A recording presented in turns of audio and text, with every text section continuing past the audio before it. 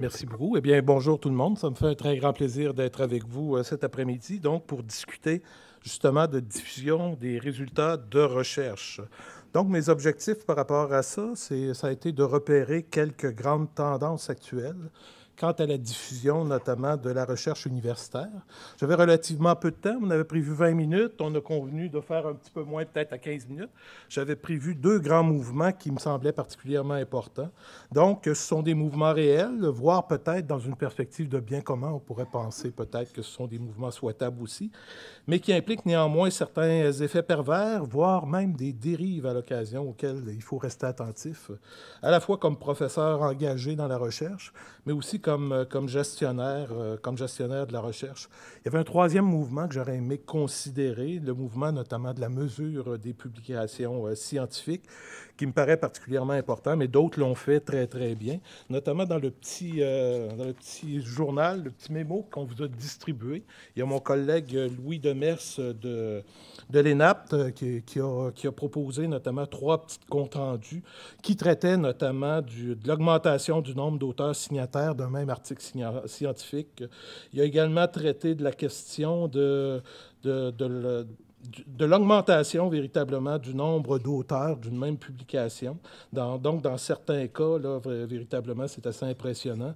Le nombre d'articles signés par 50 auteurs et plus a dépassé le cap des 1400 en 2012, ce qui est quand même impressionnant aussi, qui ont repéré 200 articles, justement, en 2014, qui avaient été signés par plus de 1000 auteurs. Là, on parle d'un seul article signé par 1000 auteurs, donc une tendance importante. Il y a un livre qui me semble assez exceptionnel, qui a été produit notamment par Yves Gingras, Les dérives de l'évaluation de la recherche. Donc, pour rendre justice à toutes ces questions-là, je vous invite vraiment à le lire. J'ai un ancien collègue de classe, un ami de très longue date, qui est chef d'établissement. Je lui ai recommandé de le lire, puis on a eu l'occasion d'en discuter ensemble. Puis je pense que ça a remis en perspective un certain nombre de choses. Donc, il est important de mesurer la recherche, mais en même temps, pas de le faire n'importe comment, puis pas d'interpréter non plus n'importe comment les résultats. Donc, le mouvement de mobilisation des connaissances, que je vais vous parler rapidement, puis le mouvement de libre accès également aux publications scientifiques. Donc, j'ai quand même parti d'assez loin pour traiter de la question des mobilisations des connaissances. Il y a un ouvrage qui m'a semblé intéressant, Emil Strauss, qui est publié en allemand, mais qui a été repris par Renaud en 1995, simplement pour donner une image un peu des grands mouvements qui se sont développés au cours des siècles. Lui, il a défini trois grandes modernités qui sont symbolisées par autant de personnalités, mais sans égard aux époques. Là. Il ne faut pas essayer d'associer la personne à l'époque, mais qu'on peut aussi associer aux grandes idées d'université qui se sont développées au fil du temps. Donc, d'abord, il a dit l'époque, la modernité de Christophe Colomb. L'humain est le découvreur du monde. Donc, on peut associer à ce moment-là à la conception libérale de l'université, le cardinal Henry Newman, au début vers 1850, quelque chose comme ça. Donc, l'éducation libérale, la formation doit être fondamentale. L'université n'est pas un lieu de recherche. Donc, ce qu'on privilégiait vraiment dans ce contexte-là, c'est l'enseignement en petits groupes qui permet de personnaliser les rapports. Ça valorise beaucoup aussi la parole, donc le dialogue informé, la discussion argumentée, mais la distance avec le monde est nécessaire. Donc, ce n'est vraiment pas une approche utilitariste. Leibniz, à ce moment-là, l'humain est l'interprète du monde, il veut le rendre intelligible également.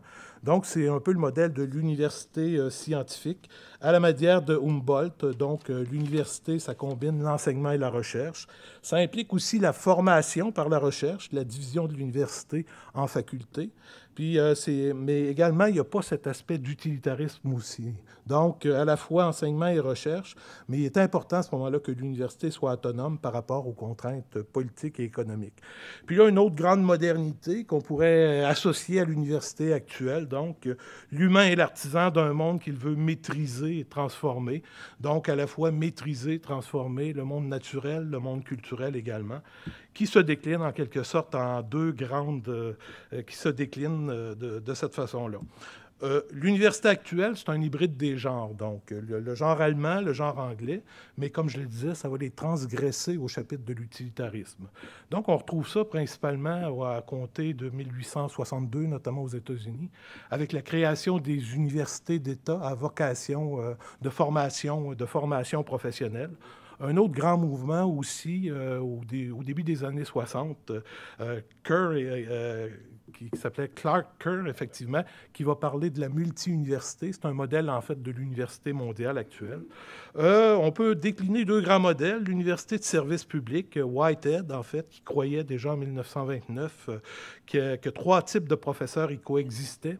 Les érudits, donc les découvreurs et les inventeurs. Donc, d'après ce que j'ai vu, considérant un peu les travaux autour du sommet sur l'enseignement supérieur, c'est quand même un modèle qui semblait intéresser un certain nombre de personnes. On parlait ce matin de l'absence de vision, donc d'une université. Il y a des visions d'université qui ont été discutées à ce moment-là. Pour l'instant, c'est lettre morte, mais en même temps, il n'y a de vent favorable que pour celui ou celle qui sait où il va. Puis à ce moment-là, ce qu'on remarque, c'est qu'il y a relativement peu de vision à l'heure actuelle, mais en même temps, il y avait comme une espèce de consensus autour de cette idée-là qu'on pourrait décliner effectivement de la façon suivante, une coexistence d'érudits, de découvreurs, d'inventeurs dans une université de type service public. Puis un autre grand modèle aussi qui a été observé à partir de la fin du 20e siècle par Clark notamment, qui va observer, ça existait déjà, notamment il a utilisé les universités européennes pour se rendre compte de ça. Il y a une culture entrepreneuriale qui en est le vecteur, à la fois sur le plan des finalités, mais également sur le plan des modalités. Donc c'est un modèle quand il y a une absence de vision, en quelque sorte. Donc, c'est un modèle qui va s'imposer naturellement, considérant le marché mondial de l'enseignement supérieur, en quelque sorte. Donc, c'est le modèle qui tend à s'imposer en raison de l'absence véritablement d'une vision de l'université québécoise.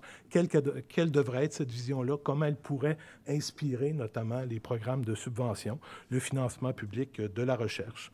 Donc, tout ça pour en arriver au phénomène de mobilisation des connaissances. Donc, le phénomène de mobilisation des connaissances qui englobe un large éventail d'activités qui sont liées à la production, à l'utilisation des résultats de la recherche, la synthèse, la diffusion, le transfert, les échanges de connaissances, la création aussi conjointe par les chercheurs et les utilisateurs des connaissances. Donc, on parle à ce moment-là, puis on retrouve ça dans les documents du CRSH notamment. Donc, on va parler d'extrants, de résultats, d'impact également.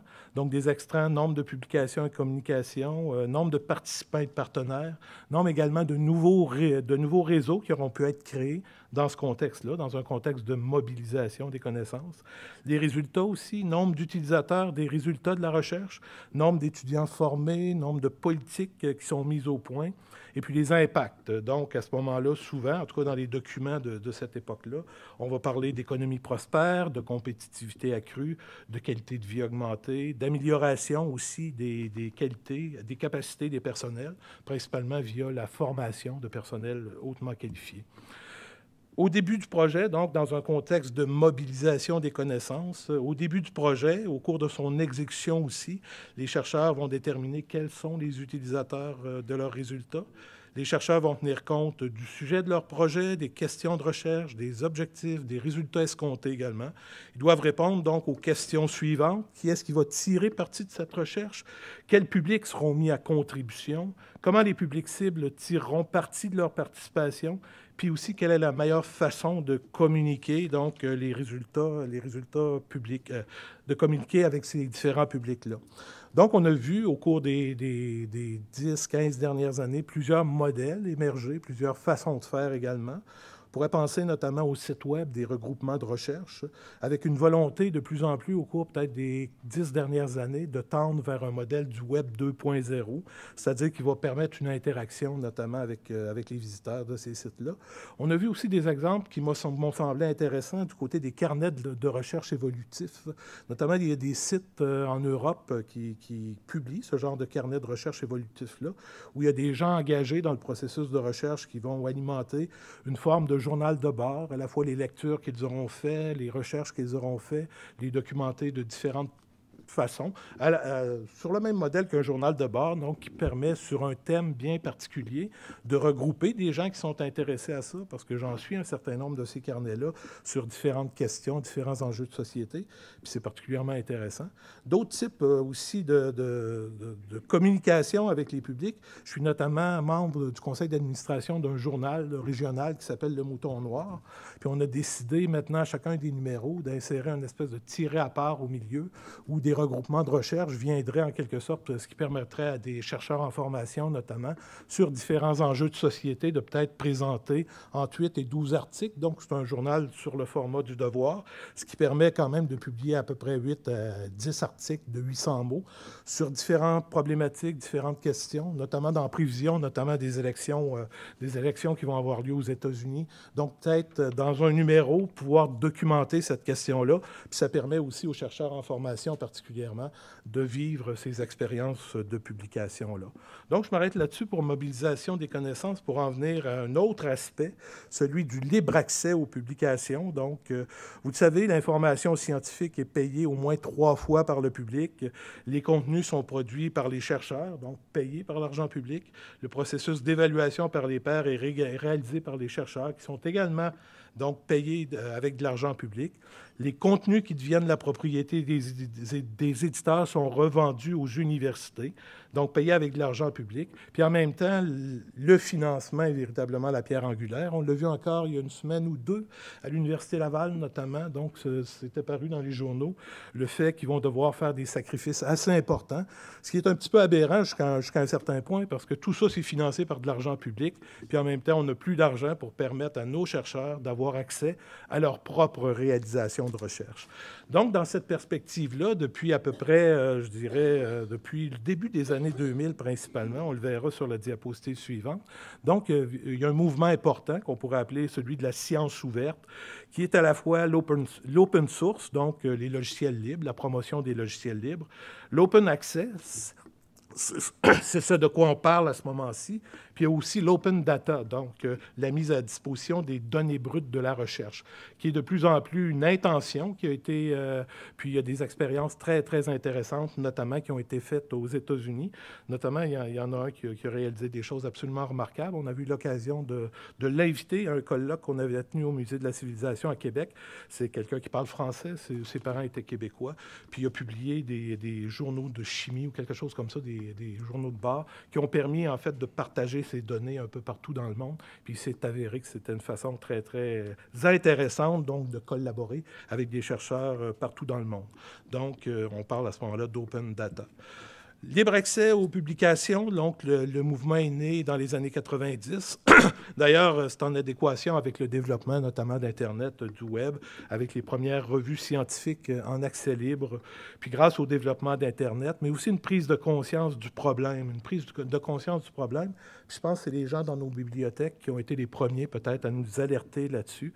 Donc le mouvement s'amplifie, s'organise progressivement par des pétitions, par des déclarations successives aussi. Il y en a un certain nombre qui ont véritablement été déterminantes. On parle des 3B dans ce cas-ci. Donc, notamment l'initiative de Budapest qui va recommander deux voies principalement, donc l'auto-archivage des productions scientifiques, puis également les revues alternatives qui fonctionneraient sur le modèle du libre accès. La déclaration de Bethesda, donc, qui donne une définition de la publication en libre accès, une définition opératoire, puis qui, à ce moment-là, qui évoque le rôle des différents acteurs dans un processus de libre accès aux publications. Puis également la déclaration de Berlin qui va élargir la notion à tous les biens culturels, puis également aux données de recherche. Différentes façons de voir les choses. La voie dorée, c'est ce qu'ils appellent, c'est ainsi qu'ils l'ont nommé. C'est en quelque sorte la solution revue par revue. Puis la voie verte, c'est plutôt la solution article par article. Donc, utiliser ce qu'on appelle la voie dorée dans ce contexte-là, c'est pour publier un article en libre accès, c'est soumettre son article dans une revue à libre accès. Donc, les revues en libre accès donc, offrent l'accès libre. Effectivement, on peut aller sur Internet, avoir accès à ça sans condition, à l'ensemble donc, de leurs articles. Ce sont des revues qui ont été créées donc, en libre accès, déjà avec cette intention éditoriale-là d'un partage universel du savoir, ou encore un certain nombre de revues qui ont changé leur politique aussi au cours des ans, lorsque le mouvement s'est affirmé de plus en plus, puis en résistance justement par rapport aux coûts prohibitifs donc, des éditeurs privés. Donc, en 2014, on estimait que c'était à peu près le cas de 14 % des périodiques scientifiques. Des éditeurs adoptent une voie aussi, une politique favorable au libre accès et autorisent l'auto-archivage dans un répertoire, généralement après un embargo de 6 à 24 mois. C'est ce qu'on appelle à ce moment-là la voie verte. Donc, les articles acceptés par la revue sont déposés dans des répertoires ou encore des dépôts institutionnels. On a organisé aussi dans le contexte d'un colloque de l'ACFAS un colloque justement sur les dépôts institutionnels des universités québécoises où chacun est venu témoigner, chacune des universités est venue témoigner où elle en était justement avec les dépôts institutionnels, ce qui a permis de voir que toutes les universités avaient maintenant un dépôt institutionnel. Ce qui veut dire que pour les articles, on peut déposer des thèses, les mémoires, c'est ce qui a généralisé un petit peu partout, mais il est également possible de déposer les réalisations de recherche des professeurs, les articles, donc selon différentes modalités. Donc, ça peut être ce qu'ils appelle un preprint auteur, une version qui a été envoyée pour soumission. À ce moment-là, c'est celle-là qu'on met sur le site, dans le dépôt institutionnel. Ça peut être le post-print auteur, donc la version qui va considérer également donc, les corrections qui auront été demandées. Puis ce qu'on appelle aussi le post-print éditeur, une version qui se trouve à ce moment-là sur le site de l'éditeur. Donc, des avantages sont nombreux. Ça donne plus de visibilité aux publications, ça valorise les efforts des pouvoirs publics et privés qui financent la recherche. Ça augmente aussi les échanges entre les chercheurs, puis parce qu'on peut accéder à ce moment-là beaucoup plus facilement aux publications des pairs. Ça réduit le monopole des sociétés commerciales dans la diffusion de l'information scientifique. Ça favorise l'accès aussi à cette information-là auprès des pays du Sud. J'ai été surpris à un moment donné, j'avais été collaborer avec des chercheurs africains pour mettre en place ce qu'ils appelaient le LMD dans le contexte du processus de Bologne. Puis il y avait des articles que j'avais donné les références aux personnes, puis là, ils m'ont dit, moi, je n'ai pas accès à cet article-là.